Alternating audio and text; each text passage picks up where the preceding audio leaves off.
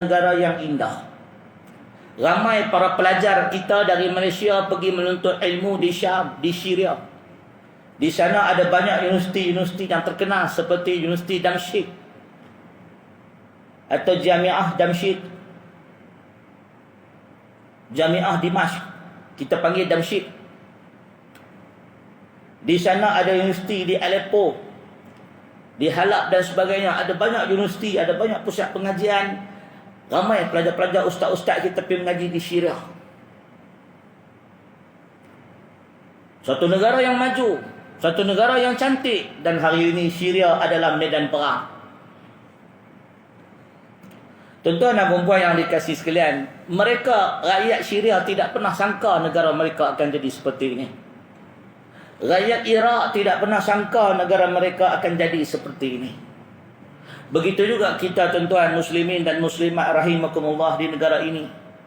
Kita menikmati nikmat keamanan, nikmat kemewahan, nikmat kesenangan. Kita pada 2-3 tahun lepas tak pernah sangka akan kehilangan pekerjaan, akan dikurung dalam rumah, akan dihalang dari bergerak melintasi daerah. Kita tidak pernah sangka kita akan menemui atau berhadapan dengan wabak COVID. Wa tilkal ayyam nudawiluha bainan nas. Demikianlah hari-hari kami pergilirkan kepada manusia, kata Allah. Allah menjadikan hari-hari, ada kalanya manusia berada di kesenangan, ada kalanya manusia berada di dalam kesusahan. Wa tilkal ayyam, dan demikianlah hari-hari berlalu. Nudawiluha bainan nas, kami gilir-gilir, gilir ganti. Kadang-kadang kita di atas, kadang-kadang kita di bawah. Maka muslimin dan muslimat rahimakumullah, sewajarnya kita bersyukur kepada Allah atas nikmat yang kita ada. Dan salah satu di antara cara kita menunjukkan kesyukuran ini dengan menjaga nikmat ini dan menjaga agama kita. Dan tidak ada perkara yang lebih baik dalam menjaga agama sebagaimana yang disebut oleh para salaf. Tidak ada sesuatu pun yang lebih baik dalam menjaga agama kecuali amar ma'ruf nahi mungkar. Maka muslimin dan muslimat rahimakumullah, rosaknya umat, rosaknya manusia kerana meninggalkan amal ma'ruf nahi mungkar. Sebagaimana yang disebut daripada Nabi SAW dalam hadis daripada Abdullah bin Mas'ud radhiyallahu ta'ala anhu. Abdullah bin Mas'ud, sahabat Nabi, ibnu Ummi Abdin, sahabat Nabi yang meninggal pada tahun 32 Hijrah. Beliau adalah di antara sahabat yang masyhur, kibarus sahabah. Dan diriwayatkan beliau lah orang yang memutuskan nyawa Abu Jahal di dalam peperangan Badar. Kata Abdullah bin Mas'ud, mufti para sahabat,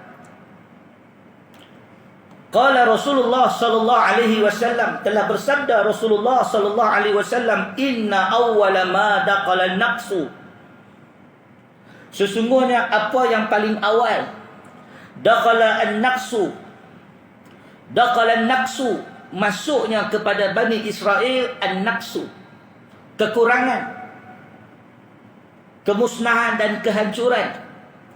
Inna awwala ma daqala an-naqsu ala Bani Israel, sesungguhnya yang paling awal menimpa ke Bani Israel daripada kehancuran dan kebinasaan, annahu kana ar-rajulu yalqa rajulah, apabila ada satu orang bertemu dengan seorang yang lain lalu memberi nasihat kepada saudaranya.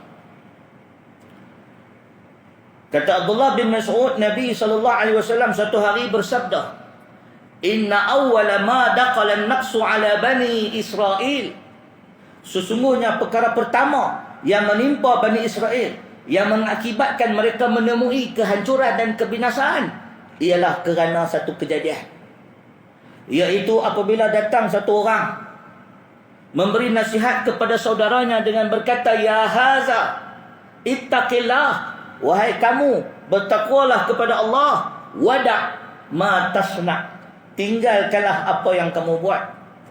fa innahu la yahillu laka, kerana sesungguhnya apa yang kamu buat tidak halal bagi kamu. Kata Nabi SAW yang mula-mula membinasakan Bani Israel. Tuan-tuan, Bani Israel, Bani itu anak-anak. Israel adalah nama bagi Yaqub alaihissalam. Maka Bani Israel, anak-anak Yaqub. Mereka ini pada awal-awalnya adalah manusia atau golongan atau kaum yang dimuliakan Allah. Dalam Al-Quran kita boleh bertemu banyak ayat dalam Al-Baqarah dan lain-lain.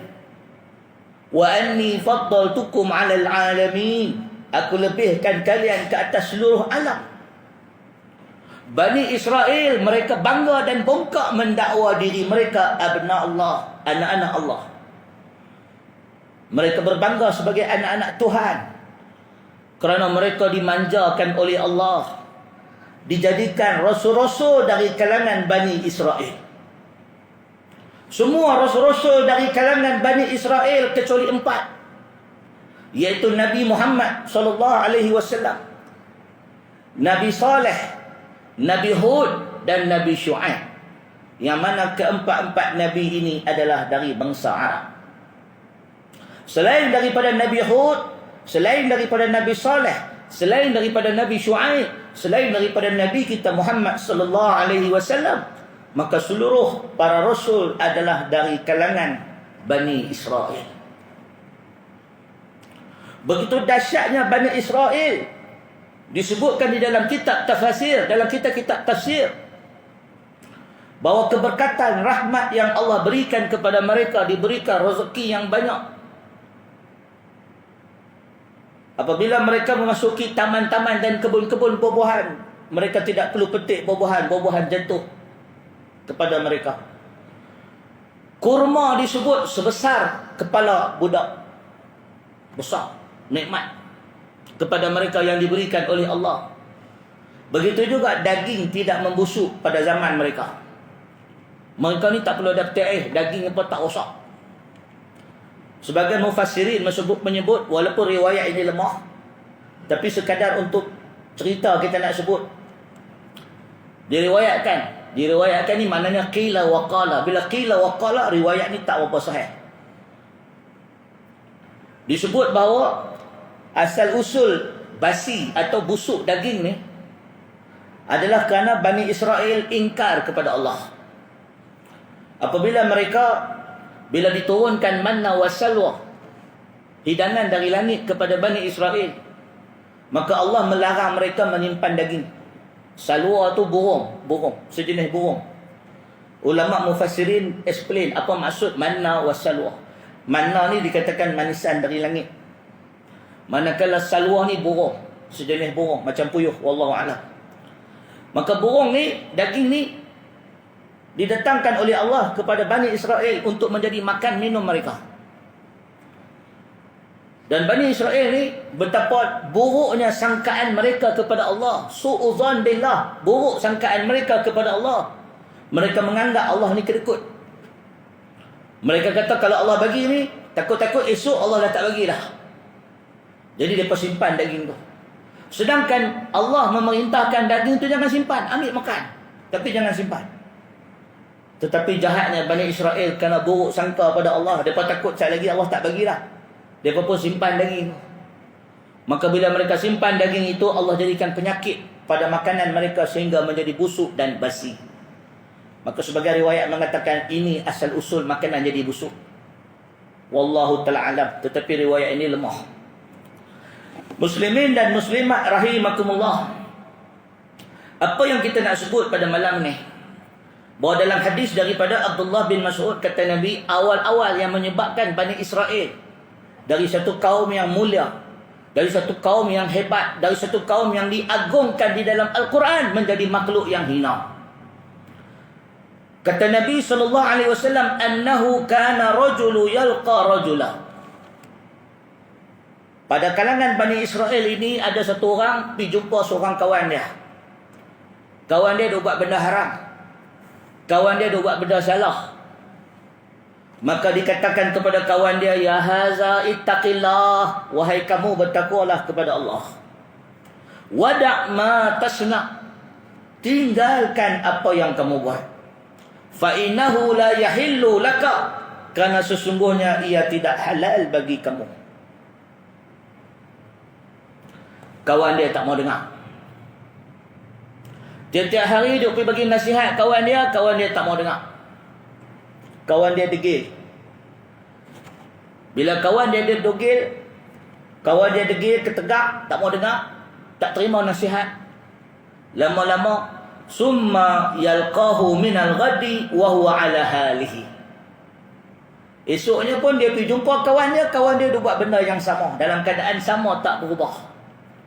Maka dia pun berputus asa daripada amal ma'ruf nahi munkar. Maka bila mana Bani Israel ni dia duk nasihat kawan dia duk teruskan juga buat maksiat, buat dosa. Dia kata tak gunalah nasihat dia ni. Maka dia pun, apa dia buat bila kawan dia ni tidak menerima nasihat, tidak menerima teguran? Summa yalqahu minal ghaddi wa huwa ala halihi. Esoknya dia pergi jumpa kawan dia duduk dalam keadaan yang sama macam tu. Fala yamna'uhu. Maka dia tidak lagi mencegah kemungkaran yang dibuat. Bila mana dia tidak mencegah kemungkaran yang dibuat oleh kawannya tersebut, zalika ayyakuna akilahu wa syaribahu. Dia pula kemudian duduk makan dengan kawan dia. Dia pergi duduk minum dengan kawan dia. Wa qa'idahu, dan dia pergi duduk, dia pergi makan, dia pergi bergaul dengan kawan dia. Falamma fa'alu zalika daraballahu quluba ba'dihim bi ba'din. Dan bila mana dia melakukan perbuatan yang sedemikian, Allah jadikan hati-hati mereka sebagai tertutup dan dijadikan mereka berselisih antara satu sama lain, sehingga Allah membinasakan mereka. Maka kata Nabi SAW, lu'ina allazina kafaru min bani Israel. Dilaknat orang-orang dari kalangan Bani Israel yang kafir, yang kufur kepada Allah. Orang-orang Bani Israel yang kufur dilaknat ala lisani Daud wa Isa ibni Maryam. Dilaknat orang-orang yang kafir dari kalangan Yahudi dan Nasrani kerana tidak melaksanakan amal ma'ruf nahi munkar dengan lisan Daud dan Isa alaihissalam. Muslimin dan muslimat rahimakumullah, yang menjadikan umat Islam sentiasa dalam kebaikan ialah kerana amal ma'ruf nahi munkar. Kerana proses islah, penyucian dan pembaikan, pembersihan. Orang yang melaksanakan amal ma'ruf nahi munkar, mengajak orang buat baik, menghalang orang buat munkar, dipanggil sebagai muslih. Orang yang membawa kebaikan. Proses itu dipanggil islah, pembersihan, penyucian, pembaikan. Maka muslimin dan muslimat rahimakumullah, sahabat-sahabat yang dikasihi sekalian, yang menyebabkan kita berada dalam kebaikan kerana sentiasa ada orang yang buat kebaikan dan mencegah kemungkaran. Sebab tu tuan-tuan, rosak Bani Israel bila tinggal amal ma'ruf nahi munkar. Maka kebatilan bercampur dengan kebaikan, bercampur. Kesesatan tidak diperbetulkan, kebatilan tidak dibantah. Maka akhirnya umat rosak dan binasa. Tuan-tuan dan puan-puan yang dikasihi sekalian,